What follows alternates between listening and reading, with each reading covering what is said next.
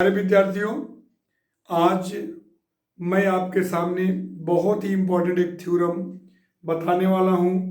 Basic proportionality theorem, ये Thales प्रमेय, आधारभूत समानुपातिकता का प्रमेय, जो बहुत ही महत्वपूर्ण है। और इसको यूनानी गणितज्ञ थेल्स ने खोजा था। इस प्रमेय को उन्होंने बताया था, इसीलिए उनके नाम से, थेल्स के प्रमेय के नाम से भी ये फेमस है। तो बेसिक प्रोपोर्शनलिटी थ्योरम पढ़ने के पहले कुछ आपको हम पुराना भी बेस देना चाहेंगे। जैसे पिछले वीडियो में आपने समरूपता के बारे में सीखा था कि दो त्रिभुज समरूप कैसे होते हैं। समरूप त्रिभुज के लिए संगत कोण और संगत कोण बराबर हों और संगत भुजाएं आनुपातिक हों, यानी कि संगत भुजाओं का अनुपात बराबर हो।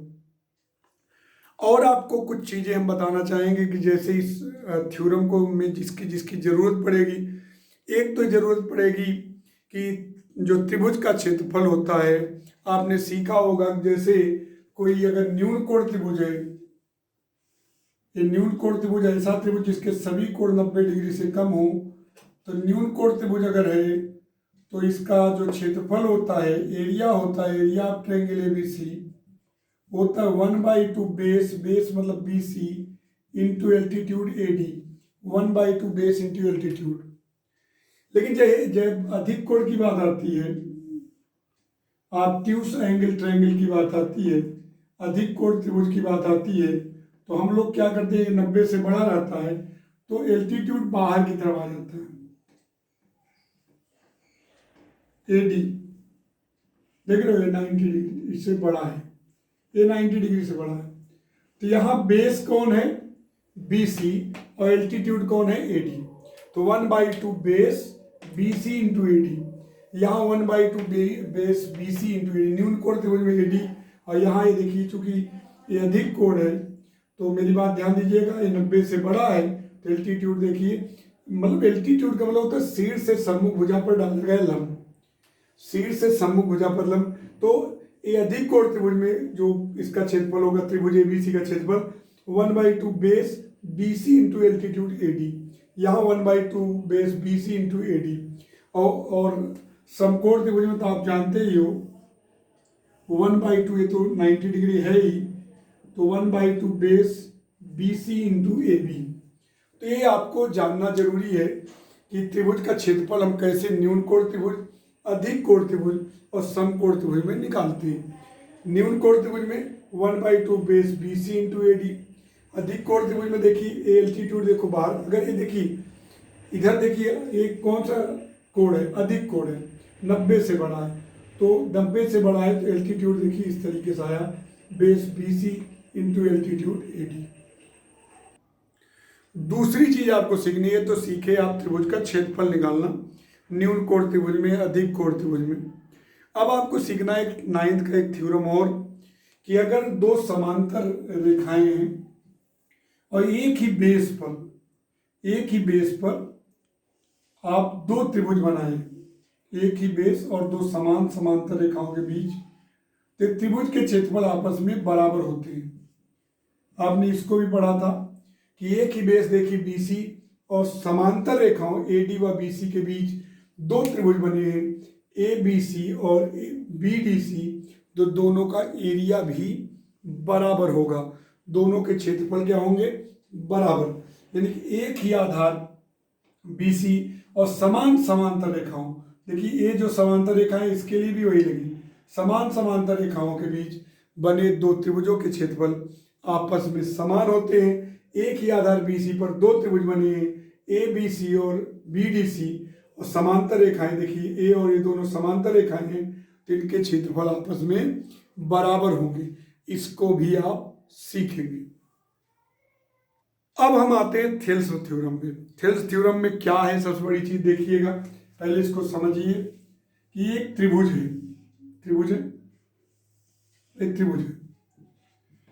एक त्रिभुज में एक भुजा के समांतर कोई रेखा खींचिए, अन्य दो भुजाओं को जिन दो बिंदुओं पर प्रतिच्छेद करती है, मान लीजिए D और E पर।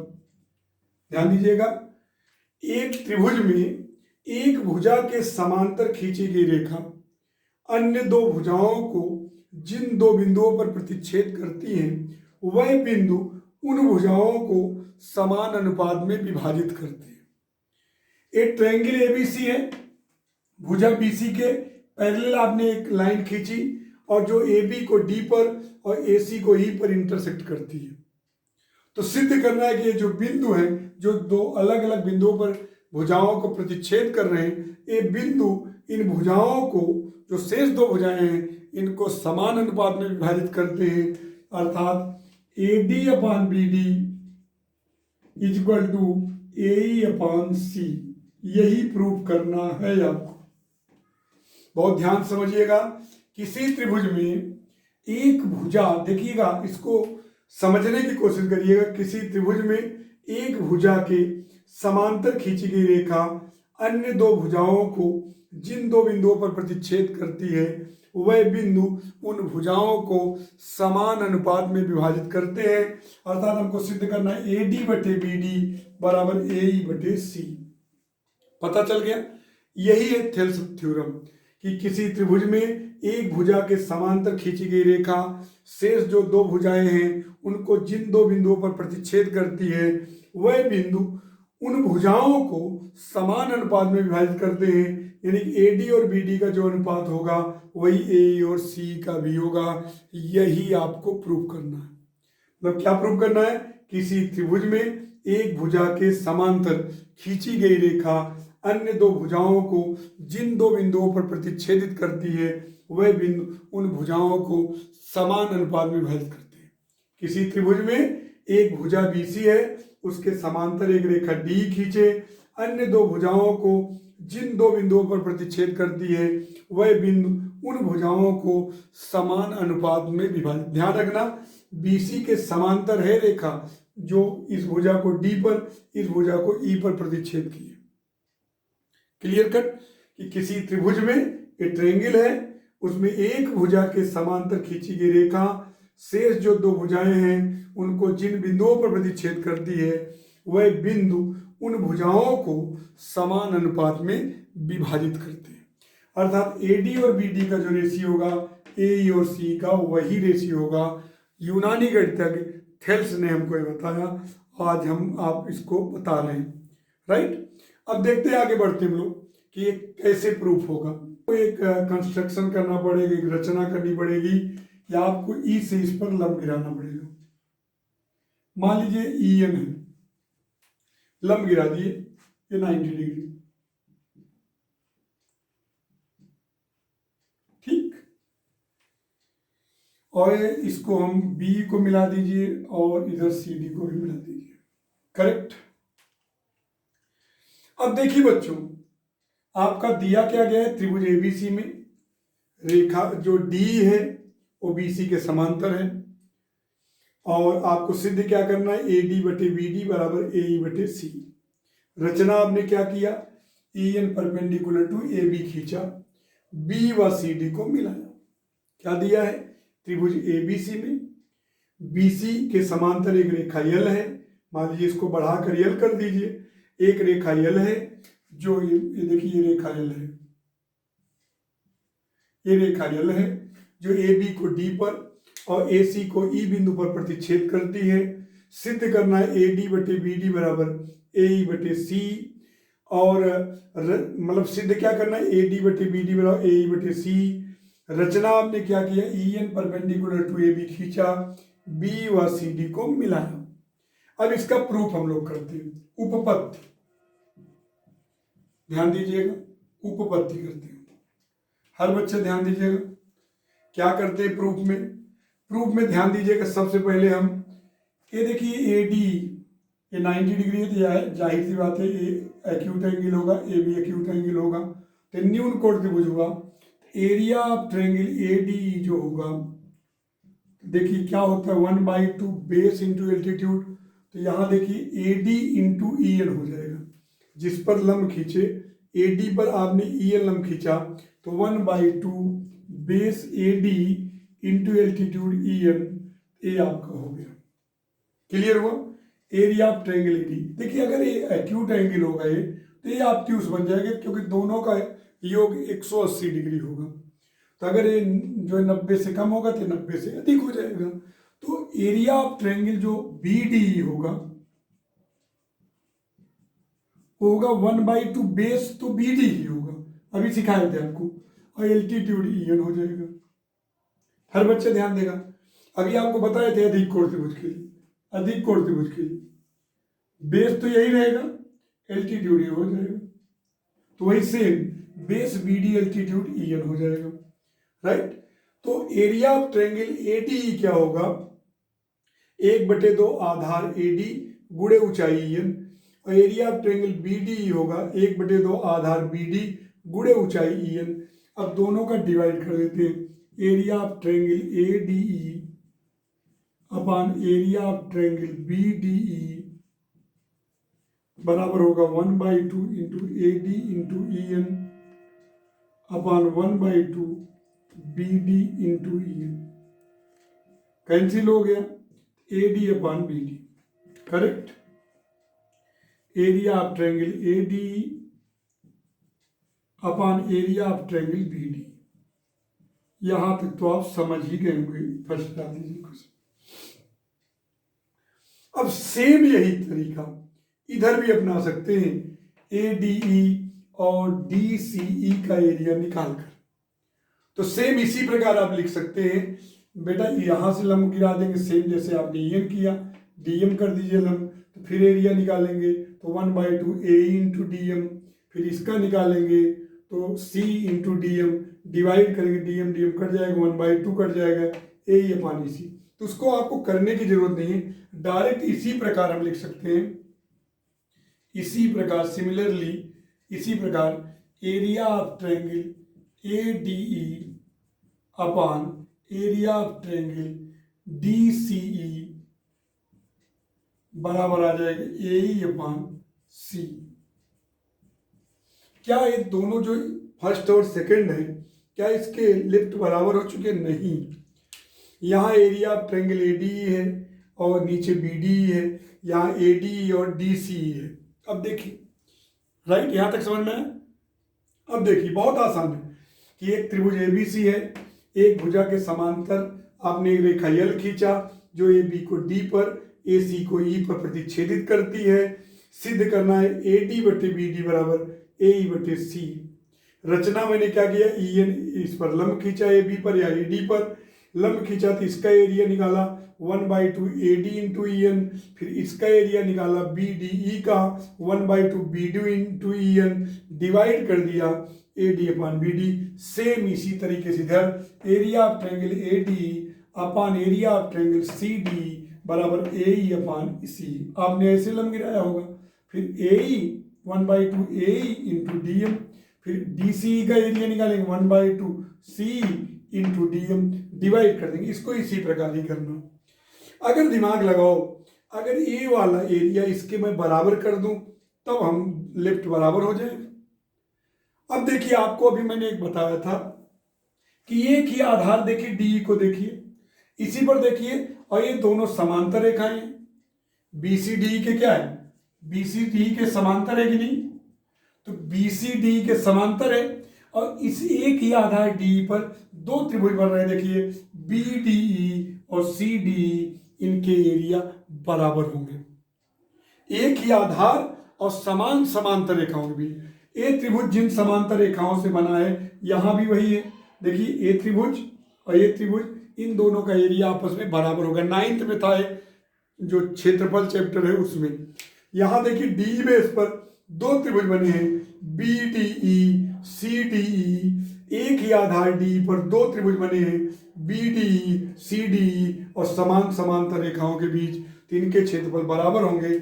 हम लिख सकते हैं एरिया ऑफ ट्रायंगल BDE बराबर area of triangle DCE, right. देखिए आधार देखिए D देख रहे हो, D पर देखिए दो बने BDE और CDE, तो दोनों के एरिया बराबर हो जाएंगे क्योंकि BCDE के समांतर है। तो अब एरिया ऑफ ट्रायंगल BDE इसके बराबर हुआ, तो चाहे एक में रख दीजिए चाहे दो में इसके जगह रख दीजिए, तो क्या हो जाएगा, तो भाई ये बराबर हो जाएगा, तो लेफ्ट टोटल बराबर हो जाएगा। तो BDE की जगह हम रख देते हैं एरिया ऑफ ट्रायंगल ADE,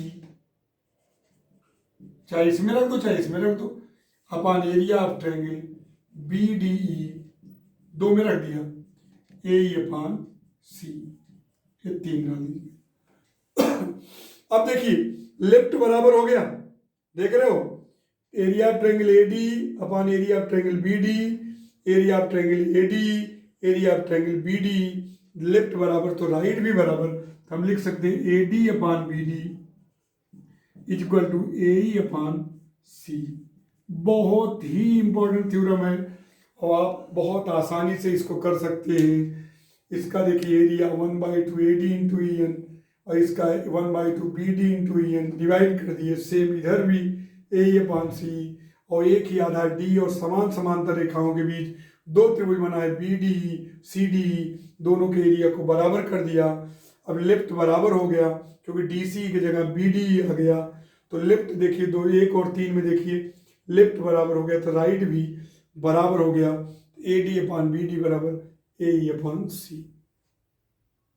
अभी आपने ये सीखा कि किसी त्रिभुज ABC में अगर एक भुजा के समांतर एक रेखा खींची जाए तो अन्य दो भुजाओं को जिन दो बिंदुओं पर प्रतिच्छेद करती है वह बिंदु उन भुजाओं को समान अनुपात में विभाजित करते हैं, अर्थात AD बटे BD बराबर AE बटे C आपने सीखा, प्रूव किया आपने।